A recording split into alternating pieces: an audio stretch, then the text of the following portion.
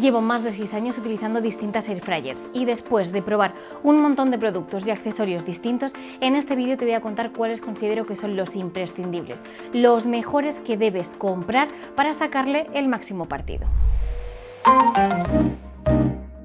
Y empezamos por este amiguito de aquí, el más básico de todos y que creo que deberíais tener sí o sí todos, que es un pulverizador de aceite. Son súper baratos y los podéis conseguir en tiendas como Amazon o AliExpress. Las freidoras de aire o air fryers también se conocen como freidoras sin aceite, pero en realidad para cocinar muchos tipos de platos diferentes es muy recomendable echarles un poquito de aceite para que queden más crujientes o más jugosos. Y para eso este amiguito es perfecto. Y sí, hay muchas marcas que ya directamente en el supermercado te venden el propio botecito de aceite en spray, pero la verdad es que sale bastante caro comprarlo así y siempre es mejor utilizar uno de estos e ir rellenándolo según se gaste. Además los hay como este de aquí de cristal que no solo pulveriza, sino que también lo puedes utilizar para echar aceite a tus ensaladas. La única advertencia que os quiero hacer es que no todos pulverizan de verdad. Algunos directamente te echan un chorro de aceite y no sirven para nada. Así que os recomiendo que reviséis los comentarios para aseguraros de que el que compráis sí lo hace. Os voy a enseñar cómo funciona este, ¿vale? Porque a ver si no la lío mucho y a ver si se aprecia en cámara. Veis que este pulveriza muy bien, lo hace de manera muy uniforme y no te echa chorretones, así que uno como este os va a venir genial. No os preocupéis porque os voy a dejar en la descripción enlaces a todos los productos de los que os hable, incluido al de un pulverizador como este. También os quiero recomendar, aunque probablemente esto ya lo tengáis todos en casa, accesorios de silicona, ya sean pinceles para esparcir mejor el aceite o espátulas para poder remover los alimentos o incluso sacarlos y servirlos en el plato. Lo que sí quiero es haceros una recomendación y es que, como veis, tengo aquí distintos tipos y estos dos son de una única pieza de silicona. Son mucho más higiénicos y fáciles de limpiar. El problema con este estilo, que son dos piezas, una de plástico y lo que es el cabezal de silicona, es que en este hueco se pueden quedar restos de humedad, que al final aparezca un poco de hongo, entonces es mejor utilizarlos directamente de una única pieza. Ahora os quiero enseñar mi segundo accesorio favorito, esta rejilla de aquí. Hoy en día se venden freidoras de aire que tienen doble cesto para poder cocinar distintos alimentos a la vez, pero si te pasa como a mí y tienes una más tradicional con un único cesto, este tipo de rejillas te van a venir genial. Si os fijáis, al ponerla sobre la mesa se nos queda hueco debajo y arriba. Eso nos va a permitir poner comida debajo, la rejilla y más comida en la parte superior. Nos sirve para cocinar cosas diferentes, por ejemplo, abajo podemos dejar una pequeña cama de patatas y encima un filete de pescado, o incluso hacer brochetas, que de hecho normalmente este tipo de rejillas vienen con los pinchos para hacerlas. Lo que pasa es que yo no los encuentro, así que no os los puedo enseñar. Muchas freidoras al comprarla ya te vienen con accesorios como este, de hecho es bastante típico de las Cosori, así que antes de comprarlo asegúrate de que no lo tienes. Además de esta, también existen otro tipo de rejillas como esta de aquí, que es mucho más bajita y plana, y a mí me encanta utilizarlas para recalentar comida que quiero que quede crujiente. Este tipo de rejillas nos van a ayudar a reducir muchísimo la superficie de contacto que tiene la comida que vamos a recalentar, entonces va a quedarnos mucho más crujiente.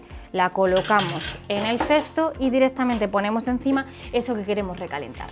El siguiente accesorio del que quiero hablaros es de esta bandeja de silicona con agujeritos, que es perfecta para utilizarla con alimentos que tienden a pegarse en el fondo de nuestra freidora. Como veis, se adapta perfectamente al fondo de la freidora y como tiene agujeros, el aire puede seguir circulando para cocinar de la mejor manera posible. Además, al ser de silicona, va a ayudarnos a que luego la limpieza sea mucho más sencilla, porque todos esos restos que normalmente se quedarían pegados se quedarían aquí en la silicona y ya sabéis que de aquí se despega todo enseguida.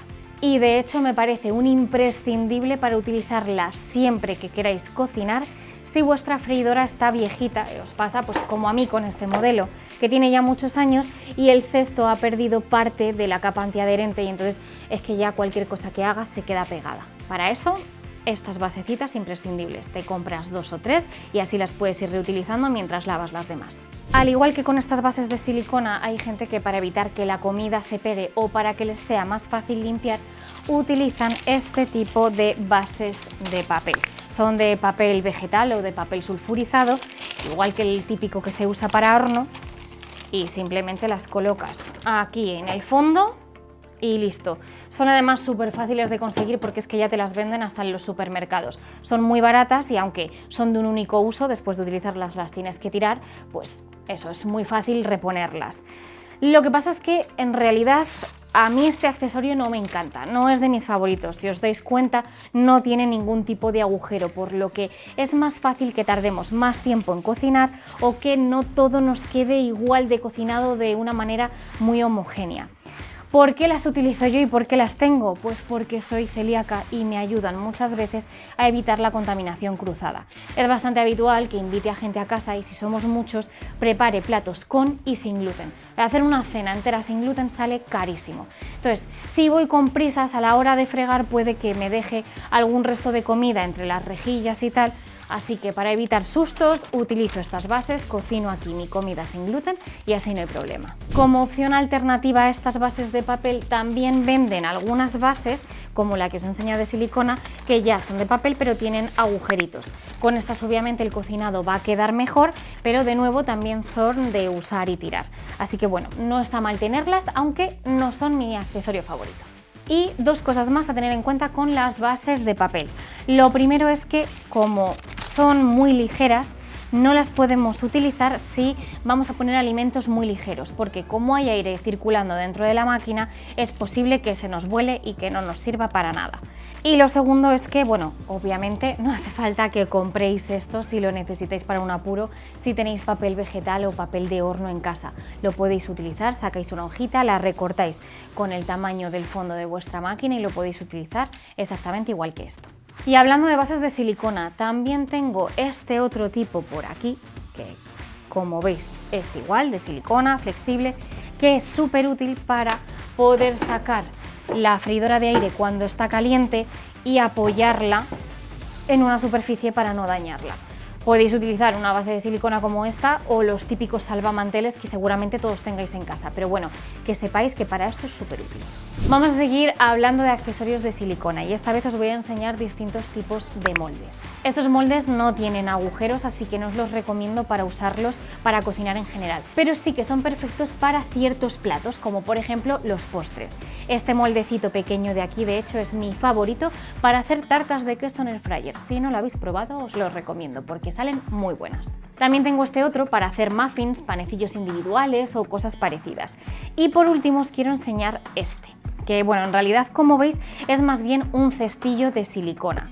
Tiene asas que nos va a facilitar mucho el sacarlo de dentro para poder extraer la comida y tiene simplemente estas ranuritas de ventilación en los lados.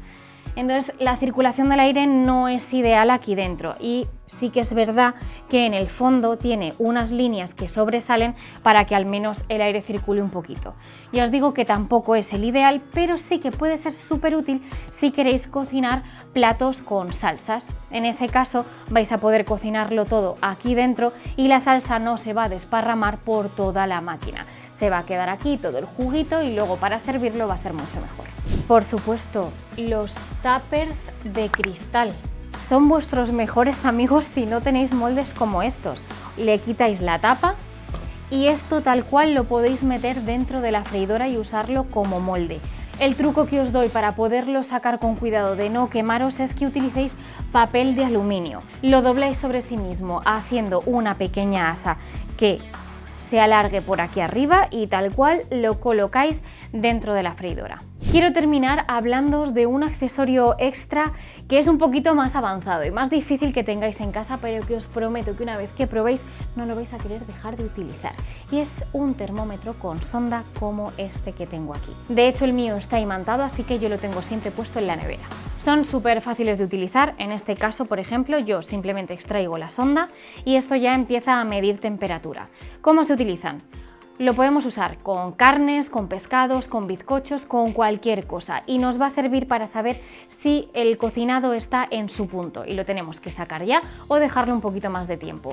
Nos vamos a evitar un montón de sustos y de esas dudas que a veces tenemos cuando hacemos piezas grandes, ¿no? ¿Estará ya cocinado? Bueno, mira, lo voy a dejar un poquito más por si acaso y luego acabamos o con la comida cruda o con la comida demasiado hecha y tenemos un pollo súper seco que no hay quien se coma. Pues esto os prometo que es vuestro mejor amigo. Usarlo además es muy fácil, lo introducís por la parte más ancha del alimento, más o menos hasta la mitad, sin llegar al fondo, y dejáis que mida. Para saber cuál es la temperatura óptima no os preocupéis porque lo podéis preguntar directamente a una IA de confianza o buscarlo en Google y vais a saber exactamente qué temperatura necesitáis en cada tipo de plato. Y este es súper sencillito y básico, pero es que ya los tienes incluso inteligentes que se conectan con tu móvil. Los dejas pinchados en el alimento dentro de la propia freidora y cuando llega la temperatura óptima que le has marcado te llega una notificación para que no tengas que estar pendiente de la temperatura que va cogiendo. Ahí ya cada uno decide cuánto dinero se quiere gastar. Yo os voy a dejar varios enlaces y varias opciones en la descripción. Como bonus track, deciros que muchas veces vais a encontraros en tiendas como Amazon packs donde vienen un montón de accesorios de todos los que yo os he enseñado. Entonces os voy a dejar uno que yo considero que está muy bien relación calidad-precio en la descripción para que en vez de comprar cositas individuales en un único pedido lo tengáis todo junto. Y con esto llegaríamos al final del vídeo. De verdad espero que os haya resultado útil. Y oye, si hay algún otro accesorio que utilizas y que yo no he mencionado, te animo a que lo dejes en los comentarios. Yo me marcho ya y nos vemos en el siguiente vídeo. ¡Chao!